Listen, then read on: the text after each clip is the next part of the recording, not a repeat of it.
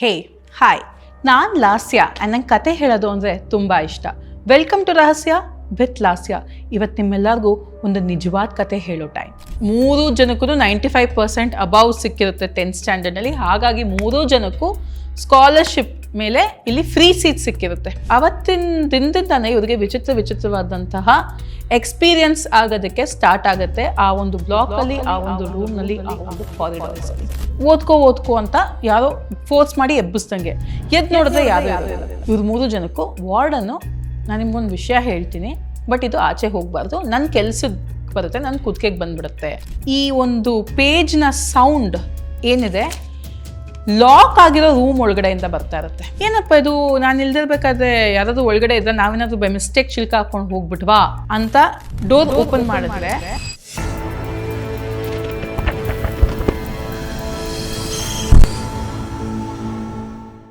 ಮೈ dear mistake family, ಇವತ್ತು ನಾನು ನಿಮಗೆ ಹೇಳಕ್ಕೆ ಹೋಗ್ತಾ ಇರುವಂಥ ಈ ಒಂದು ಘಟನೆ ಅಥವಾ ಈ ಒಂದು ಜಾಗ ಅಥವಾ ಈ ಒಂದು ಪ್ರದೇಶದ ಬಗ್ಗೆ ಹೇಳಬೇಕು ಅಂದರೆ ಇದು ನಿಜವಾಗ್ಲೂ ಇದೆ. ಬಟ್ ನಾನು ಈ ಜಾಗದ ಹೆಸರನ್ನ ತಗೊಳಕ್ಕಾಗೋದಿಲ್ಲ, ರೆಪ್ಯುಟೇಷನಲ್ ಡ್ಯಾಮೇಜ್ ಆಗುತ್ತೆ. ಸೊ ಹಾಗಾಗಿ ಇದು ಒಂದು ಪ್ರೆಸ್ಟೀಜಿಯಸ್ ಎಜುಕೇಷನ್ ಇನ್ಸ್ಟಿಟ್ಯೂಷನ್, ಒಂದು ವಿದ್ಯಾಸಂಸ್ಥೆ. ಇಲ್ಲಿ ನಡೆಯುವಂತಹ ಘಟನೆಗಳು ಇವೆಲ್ಲ. ಸೊ ಇದ್ರ ಬಗ್ಗೆ ಹೇಳ್ತೀನಿ. ಇದು ನಾನು ಎಲ್ಲಿದೆ ಅಂತಲೂ ಹೇಳಕ್ಕೆ ಹೋಗೋದಿಲ್ಲ. ಸೊ ಇದೇ ಇವತ್ತಿನ episode, the haunted hostel block number C. My dear mistake family, so ಇವಾಗ ನಾವು ಎಲ್ಲಾದರೂ ಒಂದು ಕಡೆ ತುಂಬ ಚೆನ್ನಾಗಿ ಓದಿ ನಮಗೆ ಸೀಟ್ ಸಿಗುತ್ತೆ, ಸ್ಕಾಲರ್ಶಿಪ್ ಮುಖಾಂತರ ನಮಗೆ ಸೀಟ್ ಸಿಗುತ್ತೆ. ಸೊ ಇದೇ ರೀತಿ ಈ ಒಂದು ಇನ್ಸ್ಟಿಟ್ಯೂಷನ್ನು ಸಿಕ್ಕಾಪಟ್ಟೆ ಮಕ್ಕಳನ್ನ ಸ್ಕಾಲರ್ಶಿಪ್ ಬೇಸಿಸ್ ಮೇಲೆ ಅಡ್ಮಿಷನ್ಸ್ ಕೊಡ್ತಾರೆ. ಸೊ ಇಲ್ಲಿ ತುಂಬ ಜನ ಮಕ್ಕಳು, ಸಾವಿರಾರು ಜನ ಮಕ್ಕಳು ಈ ಒಂದು ಕಾಲೇಜ್ನಲ್ಲಿ ಓದ್ತಾ ಇದ್ದಾರೆ. ಸೊ ಇದೇ ಒಂದು ಕಾಲೇಜ್ ಬಂದ್ಬಿಟ್ಟು ರೆಸಿಡೆನ್ಷಿಯಲ್ ಕಾಲೇಜ್. ಇದು ಅವ್ರದ್ದೇ ಆದಂಥ ಓನ್ ಹಾಸ್ಟೆಲ್ ಬ್ಲಾಕ್ಸ್ ಇದ್ದಾವೆ.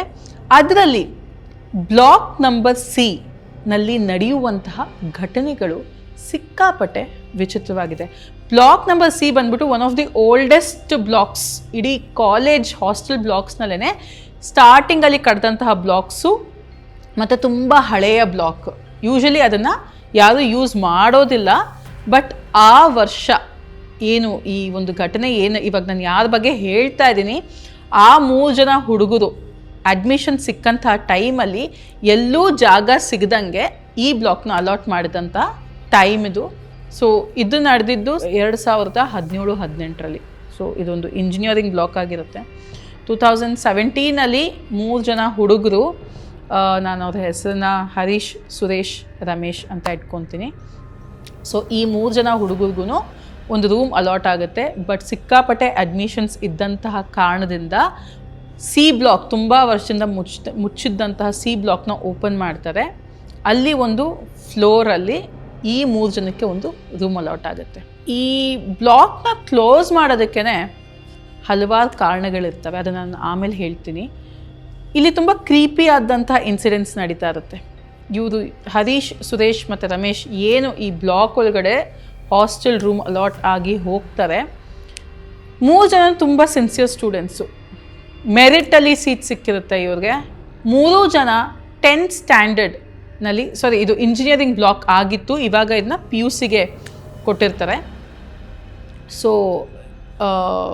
3 ಜನಕ್ಕೂ 95% ಅಬೌವ್ ಸಿಕ್ಕಿರುತ್ತೆ 10th ಸ್ಟ್ಯಾಂಡರ್ಡ್ನಲ್ಲಿ. ಹಾಗಾಗಿ 3 ಜನಕ್ಕೂ ಸ್ಕಾಲರ್ಶಿಪ್ ಮೇಲೆ ಇಲ್ಲಿ ಫ್ರೀ ಸೀಟ್ ಸಿಕ್ಕಿರುತ್ತೆ.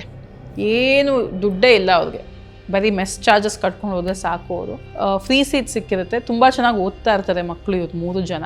ಆ್ಯಂಡ್ ಇಲ್ಲಿ ಫ್ರೀ ಸೀಟ್ ಸಿಗೋದ ಕಾರಣದಿಂದ ಹಲವಾರು ಬಡವ್ರ ಮಕ್ಕಳು, ಅಂಡರ್ ಪ್ರಿವಿಲೇಜ್ ಸ್ಟೂಡೆಂಟ್ಸ್ ಎಲ್ಲ ಬಂದು ಇಲ್ಲಿ ಓದ್ತಾ ಇರ್ತಾರೆ. ಸೊ ಈ ರೀತಿ ರೂಮ್ ಅಲಾಟ್ ಆದಮೇಲೆ ಈ ರೂಮಲ್ಲಿ ಏನಿರ್ತಾರೆ ಇವರು ಹರೀಶ್, ಸುರೇಶ್ ಮತ್ತು ರಮೇಶು, ಅವ್ರಿಗೆ ಆ ರೂಮ್ ಒಳಗಡೆ ಬಂದಿದ್ದ ತಕ್ಷಣ ಏನೋ ಒಂಥರ ವಿಚಿತ್ರವಾದಂಥ, ಆ ಬ್ಲಾಕಲ್ಲಿ ಬರ್ತಾ ಇದ್ದಂಗೆ ಒಂಥರ ಡಿಫ್ರೆಂಟ್ ಫೀಲಿಂಗು, ಒಂಥರ ಸಿಕ್ಕಾಪಟ್ಟೆ ಪ್ರೆಷರ್, ನಮ್ಮಲ್ಲಿ ಏನೋ ಪ್ರೆಷರ್ ಬರ್ತಾ ಇದೆ ಅನ್ನೋ ಥರ ಫೀಲಿಂಗ್ ಸ್ಟಾರ್ಟ್ ಆಗುತ್ತೆ ಇವ್ರು 3 ಜನಕ್ಕೂ. ಇವ್ರು ಬಿಟ್ಟು ತುಂಬ ಜನ ಸ್ಟೂಡೆಂಟ್ಸ್ ಇರ್ತಾರೆ. ಕಮ್ಮಿ ಅಂದರೆ ಒಂದು 30-40 ಜನಕ್ಕೆ ಈ ಬ್ಲಾಕ್ನ ಅಲಾಟ್ ಮಾಡಿರ್ತಾರೆ. ಜಾಸ್ತಿ ಜನ ಡಂಪ್ ಮಾಡಿರೋದಿಲ್ಲ ಆ ಒಂದು ಬ್ಲಾಕಲ್ಲಿ. ಸೊ ಇವರು ಹೋಗ್ತಾರೆ. ಅವತ್ತಿನ ದಿನದಿಂದಾನೆ ಇವರಿಗೆ ವಿಚಿತ್ರವಾದಂತಹ ಎಕ್ಸ್ಪೀರಿಯನ್ಸ್ ಆಗೋದಕ್ಕೆ ಸ್ಟಾರ್ಟ್ ಆಗುತ್ತೆ ಆ ಒಂದು ಬ್ಲಾಕಲ್ಲಿ, ಆ ಒಂದು ರೂಮ್ನಲ್ಲಿ, ಆ ಒಂದು ಕಾರಿಡಾರ್ಸಲ್ಲಿ. ಸೊ ಇವನು ಹರೀಶ್ ಏನಿರ್ತಾನೆ, ಅವನಿಗೆ ಮಲಗ್ದಾಗ್ಲೆಲ್ಲ ವಿಚಿತ್ರವಾದಂಥ ಕನಸುಗಳು ಬೀಳ್ತಾ ಇರುತ್ತೆ. ಏನು ಅಂದರೆ ಯಾರೋ ಎಬ್ಬಿಸ್ಬಿಟ್ಟು ಓದ್ಕೋ ಅಂತ ಯಾರೋ ಫೋರ್ಸ್ ಮಾಡಿ ಎಬ್ಬಿಸ್ದಂಗೆ. ಎದ್ದು ನೋಡಿದ್ರೆ ಯಾರೂ ಇರೋದಿಲ್ಲ, ಯಾರೋ ತಳ್ತಾ ಇರ್ತಾರೆ ಅವನ್ನ, ಎದ್ದು ಓದ್ಕೋ. ಅವ್ನಿಗೆ ವಾಯ್ಸ್ ಎಕೋಸ್ ಕೇಳಿಸ್ತಾ ಇದೆ, ಯಾರ್ದೋ ವಾಯ್ಸು. ಬಟ್ ಇವನಲ್ಲಿ ಯಾರೋ ಕಾಣುತ್ತೆ, ಎದ್ದು ನೋಡಿದ್ರೆ ಯಾರೂ ಇರೋದಿಲ್ಲ. ಆಮೇಲೆ ನಿದ್ದೆ ಬರೋದಿಲ್ಲ. ಈ ಥರದ್ದೊಂದು ಬಿಹೇವಿಯರ್ ಅವನಿಗೆ ಸ್ಟಾರ್ಟ್ ಆಗುತ್ತೆ ಹರೀಶ್ಗೆ. ಸುರೇಶ್ ಹೇಗೆ ಅಂದರೆ, ಇವಾಗ ಸಡನ್ನಾಗಿ ಕ್ಲಾಸ್ ಮುಗಿಸ್ಕೊಂಡು ರೂಮ್ ಒಳಗಡೆ ಬಂದಾಗ ಒಂದ್ಸಲಿ ಸುರೇಶ್ಗೆ ರೂಮ್ ಆಚೆ ಇದ್ದಾನೆ, ಬಟ್ ಒಳಗಡೆಯಿಂದ ಈ ಪೇಜ್ನ ಟರ್ನ್ ಮಾಡ್ತಾರಲ್ಲ, ಇವಾಗ ಈ ಬುಕ್ ತಗೊಂಡು ನಾನು ಹಿಂಗೆ ಚೇಂಜ್ ಮಾಡ್ತೀನಿ. ಈ ಒಂದು ಪೇಜ್ನ ಸೌಂಡ್ ಏನಿದೆ ಲಾಕ್ ಆಗಿರೋ ರೂಮ್ ಒಳಗಡೆಯಿಂದ ಬರ್ತಾ ಇರುತ್ತೆ. ಅವ್ನಿಗೆ ಆ ಸೌಂಡ್ ಕೇಳಿಸುತ್ತೆ.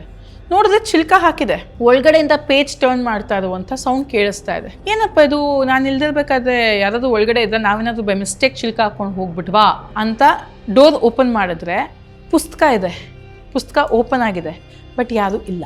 ಈ ಥರದ್ದೊಂದು ಎಕ್ಸ್ಪೀರಿಯನ್ಸ್ ಸುರೇಶ್ಗಾಗುತ್ತೆ.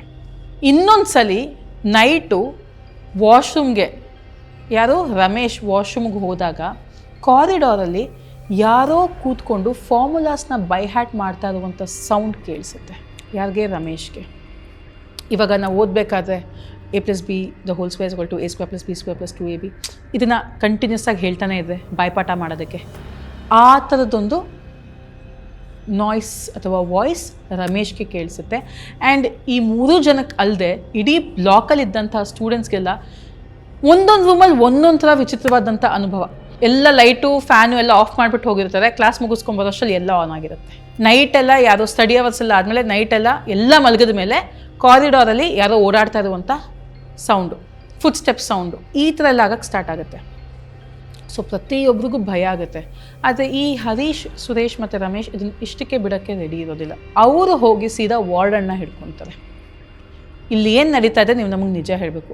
ಯಾಕೆ ಅಂದರೆ ವಾರ್ಡನ್ನು ಸ್ಟಡಿ ಅವರ್ಸು, ಈ 10 ಗಂಟೆಗೆ ಏನು ಸ್ಟಡಿ ಅವರ್ಸ್ ಇವ್ರದ್ದು ಮುಗಿಯುತ್ತೆ, ಅದಾದಮೇಲೆ ಆ ಬ್ಲಾಕಲ್ಲಿ ಮಲಗ್ತಾ ಇರೋದಿಲ್ಲ. ಅವರು ಹೋಗಿ ಬ್ಲಾಕ್ B-ನಲ್ಲಿ ಮಲಗ್ತಾ ಇರ್ತಾರೆ, ಸ್ಟೂಡೆಂಟ್ಸ್ನೆಲ್ಲ ಬಿಟ್ಬಿಟ್ಟು. ಇವ್ರು ಇದನ್ನು ಅಬ್ಸರ್ವ್ ಮಾಡ್ತಾರೆ. ಇವ್ರು ಯಾಕೆ ಹೋಗಬೇಕು ನಮ್ಮನ್ನೆಲ್ಲ ಎಲ್ಲಿ ಬಿಟ್ಬಿಟ್ಟು? ವಾರ್ಡನ್ನು ಅಂದಮೇಲೆ ನಮಗೋಸ್ಕರ ತಾನೇ ಇವ್ರು ಇರೋದು, ನಮ್ಮ ಸೇಫ್ಟಿ ನೋಡ್ಕೊಳ್ಳೋಕ್ಕೋಸ್ಕರ ವಾರ್ಡನ್ನ ಅಲಾಟ್ ಮಾಡೋದು. ಇವ್ರು ನಮ್ಮನ್ನೆಲ್ಲ ಬಿಟ್ಬಿಟ್ಟು ಸೀದಾ ಇವ್ರೋಗಿ ಅಲ್ಲಿ ಮಲ್ಕೊಂಡ್ಬಿಟ್ರೆ, ಅಂದರೆ ಇವ್ರಿಗೂ ಏನೋ ಭಯ ಇದೆ, ಇಲ್ಲೇನೋ ಇದೆ ಅಂತ ಇವ್ರಿಗೆ ಗೊತ್ತು, ಅದಕ್ಕೆ ಹೋಗ್ತಾ ಇದ್ದಾರೆ.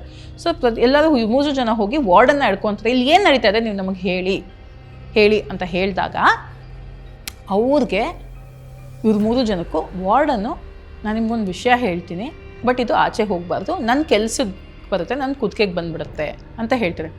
ಆಗ ಅವ್ರು ಹೇಳೋದೇನು ಅಂದರೆ, ಈ ಒಂದು ಬ್ಲಾಕಲ್ಲಿ ತುಂಬ ಜನ ಸ್ಟೂಡೆಂಟ್ಸು ಸೂಸೈಡ್ ಮಾಡ್ಕೊಂಡಿದ್ದಾರೆ, ತುಂಬ ಜನ ಸ್ಟೂಡೆಂಟ್ಸು ಸೂಸೈಡ್ ಮಾಡ್ಕೊಂಡ್ಬಿಟ್ಟಿದ್ದಾರೆ. ಹಾಗಾಗಿ ಇಲ್ಲಿ ತುಂಬ ನೆಗೆಟಿವ್ ಎನರ್ಜೀಸ್ ಇದೆ. ಅದರಿಂದನೇ ಈ ಬ್ಲಾಕ್ನ ನಾವು ಕ್ಲೋಸ್ ಮಾಡಿದ್ವಿ. ಈ ಬ್ಲಾಕ್ನ ಯಾರಿಗೂ ಕೊಡ್ತಾ ಇರಲಿಲ್ಲ. ಬಟ್ ಈ ಸಲ ಅಡ್ಮಿಷನ್ಸ್ ತುಂಬ ಇರೋದ್ರಿಂದ ಈ ಒಂದು ಬ್ಲಾಕ್ನ ನಾವು ಓಪನ್ ಮಾಡಬೇಕಾಗಿ ಬಂತು. ಬಟ್ ಇಲ್ಲಿ ಏನೋ ಇದೆ ಅಂತ ಎಲ್ಲರಿಗೂ ಗೊತ್ತು. ನೀವು ಇದನ್ನು ಮನಸ್ಸಲ್ಲೇ ಇಟ್ಕೊಂಬಿಡಿ. ರಾತ್ರಿ ಹೊತ್ತು ಯಾರೋ ಆಚೆ ಬರೋಕ್ಕೆ ಹೋಗಬೇಡಿ, ಸುಮ್ಮನೆ ಇದ್ಬಿಡಿ. ಇಲ್ಲಿ ಯಾರಿಗೂ ಏನೋ ಪ್ರಾಣಾಪಾಯ ಆಗಿಲ್ಲ, ಅವರು ತೀರ್ಕೊಂಡಿದ್ದಾರೆ ಹೊರತು ಬೇರೆ ಯಾರಿಗೂ ಏನೋ ತೊಂದರೆ ಕೊಟ್ಟಿಲ್ಲ. ಅವರು ನಿಮ್ಮ ಪಾಡಿಗೆ ನೀವು ಇದ್ಬಿಡಿ ಅಂತ ಹೇಳ್ತಾರೆ. ಯಾಕೆ ಈ ರೀತಿ ಆಯಿತು ಅಂತ ಮತ್ತೆ ಇದು ಮಾಡಿದಾಗ ಅವರು ಹೇಳೋದು, ನೋಡಿ ಇಲ್ಲೇನು ನಡೆಯುತ್ತೆ ಅಂದರೆ 10th ಸ್ಟ್ಯಾಂಡರ್ಡಲ್ಲಿ ತುಂಬ ಜನ ಮಕ್ಕಳು, ಅಂದರೆ 95% ಆ್ಯಂಡ್ ಅಬವ್ ಏನಿದೆ ಅವ್ರಿಗೆಲ್ಲ ಇಲ್ಲಿ ಫ್ರೀ ಸೀಟು. ಸೊ ಆ ಒಂದು ಫ್ರೀ ಸೀಟ್ ಸಿಗುತ್ತೆ ಅನ್ನೋ ಆಸೆನಲ್ಲಿ ಮಕ್ಕಳೆಲ್ಲ ಬಂದು ಫ್ರೀ ಸೀಟಿಗೆ ಅಡ್ಮಿಷನ್ ತೊಗೊಂಡ್ಬಿಡ್ತಾರೆ. ಬಟ್ ಅವ್ರಿಗೆ ಗೊತ್ತಿಲ್ಲದೆ ಇರೋ ರೂಲ್ಸ್ ಏನು ಅಂದರೆ, ನೀವು 10th ಸ್ಟ್ಯಾಂಡರ್ಡಲ್ಲಿ 95% ತೊಗೊಂಡ್ರೆ ಸ್ಕಾಲರ್ಶಿಪ್ಪಲ್ಲಿ ನಿಮಗೆ ಫಸ್ಟ್ PUC ನಿಮಗೆ ಫ್ರೀ ಸೀಟ್ ಸಿಗುತ್ತೆ. ಬಟ್ ಸೆಕೆಂಡ್ PU ಕೂಡ ನೀವು ಫ್ರೀ ಸೀಟಲ್ಲಿ ಓದಬೇಕು ಅಂದರೆ ಫಸ್ಟ್ PUನಲ್ಲಿ ಕೂಡ ನಿಮ್ಮ ಸ್ಕೋರ್ 95% ಆ್ಯಂಡ್ ಎಬವ್ ಇರಬೇಕು. ಅಕಸ್ಮಾತ್ ನೀವೇನಾದರೂ ಫಸ್ಟ್ PUನಲ್ಲಿ 95% ಎಬವ್ ಸ್ಕೋರ್ ಮಾಡೋಕ್ಕಾಗಿಲ್ಲ ಅಂದರೆ ಸೆಕೆಂಡ್ PUದು ಕಂಪ್ಲೀಟ್ ಫೀಸು ಮತ್ತು ಹಾಸ್ಟೆಲ್ ಫೀಸು ಕೂಡ ನೀವು ಪೇ ಮಾಡಬೇಕಾಗಿ ಬರುತ್ತೆ, ಇಲ್ಲ ನಿಮ್ಮ ಸೀಟ್ನ ಕ್ಯಾನ್ಸಲ್ ಮಾಡ್ತಾರೆ ಅಂತ ಹೇಳ್ತಾರೆ. ಸೊ ಆ ಒಂದು ಕಂಡೀಷನ್ ಇರೋದ್ರಿಂದ ಈ ಅಂಡರ್ ಪ್ರಿವಿಲೇಜ್ಡ್ ಮಕ್ಕಳು ಏನಿರ್ತಾರೆ, ಈ ಗಾರೆ ಕೆಲಸಕ್ಕೆ ಹೋಗೋ ಮಕ್ಕಳು 10th ಸ್ಟ್ಯಾಂಡರ್ಡಲ್ಲಿ ಚೆನ್ನಾಗಿ ಪಾಪ ಸ್ಕೋರ್ ಮಾಡಿಬಿಡ್ತಾರೆ.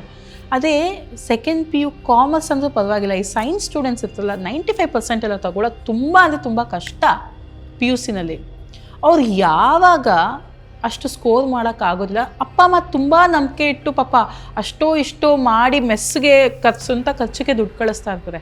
ಯಾವಾಗ ಇವ್ರು 95% ಸ್ಕೋರ್ ಮಾಡೋಕ್ಕಾಗೋದಿಲ್ಲ, ಅಯ್ಯಯ್ಯೋ ಎಲ್ಲಿ ನಮ್ಮ ಅಪ್ಪ ಅಮ್ಮನ ಮೇಲೆ ಭಾರ ಆಗ್ಬಿಡ್ತೀವೋ, ಎಲ್ಲಿ ನನ್ನ ಸೀಟ್ ಕ್ಯಾನ್ಸಲ್ ಮಾಡಿಬಿಡ್ತಾರೋ ಅನ್ನೋ ಭಯದಲ್ಲಿ ತುಂಬ ಜನ ಮಕ್ಕಳು ಆ ಒಂದು ಹಾಸ್ಟೆಲಲ್ಲಿ ಸೂಸೈಡ್ ಮಾಡ್ಕೊಂಡ್ಬಿಟ್ಟಿರ್ತಾರೆ. ಅದೇ ಮೇಜರ್ ಕಾರಣ. ಸೊ ಹಾಗಾಗಿ ಅಲ್ಲಿ ಪ್ರಾಣ ಬಿಟ್ಟಂತಹ ಸ್ಟೂಡೆಂಟ್ಸ್ನೆಲ್ಲ ಕೆಲವರು ಆತ್ಮ ಅಲ್ಲಿ ಓಡಾಡ್ತಾ ಇದೆ ಅನ್ನೋದು ಪ್ರತಿಯೊಬ್ಬರಿಗೂ ಗೊತ್ತಾಗುತ್ತೆ. ಅದಾದಮೇಲೆ ಅಲ್ಲಿರುವಂಥ ಪ್ರತಿಯೊಬ್ಬರು ಸ್ಟೂಡೆಂಟ್ಸು ರೂಮ್ನ ಹಾಸ್ಟೆಲ್ನ ಖಾಲಿ ಮಾಡಿಬಿಡ್ತಾರೆ. ಅಲ್ಲಿನ ಬಿಲ್ಕುಲ್ ಇರೋದಿಲ್ಲ, ನಮಗೆ ಬೇರೆ ಕಡೆ ಅಲಾಟ್ ಮಾಡಿ ಅಂತ ಹೇಳಿ ಕಾಲೇಜ್ಗೆ ಒಂದು ಅರ್ಜಿನ ಕೂಡ ಸಲ್ಲಿಸ್ತಾರೆ. ಇಲ್ಲಿ ತುಂಬ ನಮಗೆ ನೆಗೆಟಿವ್ ಎಫೆಕ್ಟ್ಸ್ ಆಗ್ತಾಯಿದೆ. ಆ್ಯಂಡ್ ಅದಾದಮೇಲೆ ನೀವು ಈ ಥರ ರೂಲ್ಸ್ ಹಾಕಿದ್ದೀರ, ತುಂಬ ಪ್ರೆಷರ್ ಬೀಳುತ್ತೆ. ಎಷ್ಟು ಜನ ಮಕ್ಕಳು ಕನ್ಸು ಕಟ್ಕೊಂಡು ಬರ್ತಾರೆ. 95% ತೆಗಿಯೋಕ್ಕಾಗಿಲ್ಲ ಅಂದರೆ ಏನು? 90% ಅನ್ನೋದು ಒಳ್ಳೆ ಸ್ಕೋರ್ ಅಲ್ವಾ, 80% ಅನ್ನೋದು ಒಳ್ಳೆ ಸ್ಕೋರು. ಅದಕ್ಕೋಸ್ಕರ ಅಂತಲೇ ಸ್ಕಾಲರ್ಶಿಪ್ನ ಕ್ಯಾನ್ಸಲ್ ಮಾಡಿ, ಫ್ರೀ ಸೀಟ್ನ ಕ್ಯಾನ್ಸಲ್ ಮಾಡಿ, ಸೆಕೆಂಡ್ PUCನಲ್ಲಿ ಸಡನ್ನಾಗಿ 1 ಲಕ್ಷ ಕಟ್ಟಬೇಕು ಅಂದರೆ ಹೆಂಗೆ ತರ್ತಾರೆ? ಇದನ್ನೆಲ್ಲ ಯೋಚನೆ ಮಾಡಿ ಒಂದು ಅರ್ಜಿ ಸಲ್ಲಿಸ್ತಾರೆ. ಬಟ್ ಅದಾದಮೇಲೆ ಅಲ್ಲಿ ಆ ರೂಲ್ಸ್ ಸದ್ಯಕ್ಕೆ ಇವಾಗ ಅಲ್ಲಿ ಏನಿದೆಯೋ ನನಗೂ ಸರಿಯಾಗಿ ಗೊತ್ತಿಲ್ಲ, ಬಟ್ ನಡೀತಾ ಇದ್ದಿದ್ದಂತೂ ಇದೆ. ಎಲ್ಲ ಖಾಲಿ ಮಾಡ್ಕೊಂಡು ಆಚೆ ಬಂದುಬಿಡ್ತಾರೆ. ಬಟ್ ಇವತ್ತಿಗೂ ಸಹ ಆ ಒಂದು ಕಾಲೇಜ್ ಹಾಸ್ಟೆಲ್ನ ಬ್ಲಾಕ್ ನಂಬರ್ C ಕ್ಲೋಸ್ ಆಗಿದೆ. ಯಾವುದೇ ಕಾರಣಕ್ಕೂ ಎಷ್ಟೇ ಇವಾಗ ಬೇರೆ ಬೇರೆ ಬ್ಲಾಕ್ಸ್ನ ಕಟ್ಟಿದ್ದಾರೆ, ಎಷ್ಟೇ ಓವರ್ಫ್ಲೋ ಆದ್ರೂ ಈ ಬ್ಲಾಕ್ನ ಮಾತ್ರ ಓಪನ್ ಮಾಡೋದಿಲ್ಲ. So my dear mistake family, ಇದಾಗಿತ್ತು ಇವತ್ತಿನ episode, block number C, the haunted hostel. Well, ಈ ಸ್ಟೋರಿ ನಿಮ್ಗೆ ಇಷ್ಟ ಆಯ್ತಾ? ಹಾಗಿದ್ರೆ do like, share and subscribe and follow me on my Instagram account. Stay with me on Rahasya with Lasya, where secret awaits.